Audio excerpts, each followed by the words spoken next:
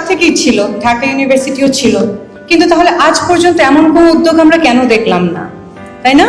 তার মানে এই যে ব্রিজিং এর যে কাজটা, হ্যাঁ, এই যে ইনিশিয়েটিভ নিয়ে বারডেমের সাথে কোলাবোরেট করে তোমাদের জন্য এত ইনফরমেটিভ একটা সেশন, শুধু ইনফরমেটিভও না, আমি দেখেছি যে তোমাদের free check up, clinical check up দেওয়া হবে 10 days। তো এই যে একটা কোলাবোরেশনে যাওয়া, সেটার জন্য আমরা ডাকসুকে একটা হাততালি দিতে পারি। আমরা যখন ডাক্তার দেখাতে যাই তখন আমরা কিন্তু বুঝি যে কত রোগী আসলে বসে থাকে একটু সময়ের জন্য, সেখানে ওনারা এতটা সময় কিন্তু এখানে তোমাদেরকে দিচ্ছে, এটা কিন্তু অনেক বড় একটা পাওয়া আমাদের জন্য। কারণ আমরা সবাই সবার জীবন নিয়ে আছি, কিন্তু সবার জন্য কি আছে কিনা সেটার একটা প্রশ্ন আছে। সেখানে ডাকসু কিন্তু অনেক ভালো ভালো স্টেপস নিচ্ছে, যার একটা আমরা দেখতে পাচ্ছি যে কিভাবে হেলথ কনসার্ন বা হেলথ অ্যাওয়ারনেস রেজিং এর ক্ষেত্রেও তোমাদের ভাইয়া আপুরা সবাই মিলে এগিয়ে আসছে।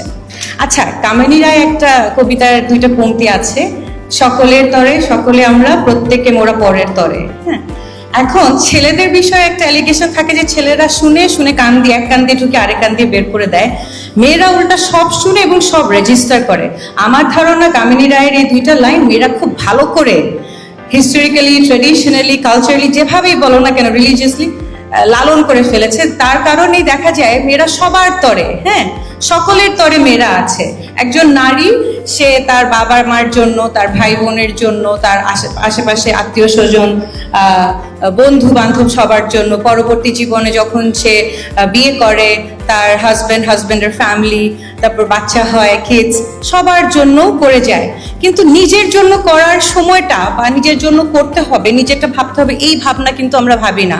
তাই কামিনী রায়ের দুইটা লাইন আমরা নিজের মধ্যে লালন করে রাখি, কিন্তু নিজে ভালো না থাকলে অন্যকে ভালো রাখা যাবে না, এটাই হচ্ছে কথা।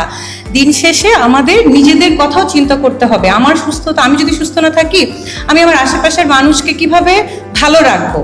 ওদের টেক কেয়ারের কথা আমি সরিয়ে রাখলাম, কিন্তু আমি যদি ভালো রাখার, তাদের খুশির কথা, তুমি অসুস্থ হলে তোমার বাবা মা কষ্ট পায় না, তোমার ভাই বোন কষ্ট পায় না, বন্ধু কষ্ট পায় না, তার মানে হচ্ছে নিজের বিষয়টা আসলে আমাদেরকে ভাবতে জানতে হবে, হ্যাঁ, করতে হবে। এই জিনিসটা we have to practise, we have to start practising.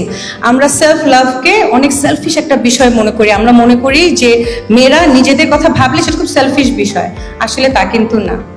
আচ্ছা, তাহলে আমার যেটা মনে হয় যে এই যে ব্রেস্ট ক্যান্সার অ্যাওয়ারনেসের বিষয়টা আমরা সবাই জানি, হ্যাঁ, কিন্তু আমরা কেউ চেক আপ করার জন্য যে টাইমটা, যে এফর্টটা দিতে হবে, এটা দেই না। আমরা মনে করি যে আচ্ছা ঠিক আছে, হবে একদিন, কখনো, এখন তো আমি ইয়াং, এখন দরকার নাই, পরে হবে।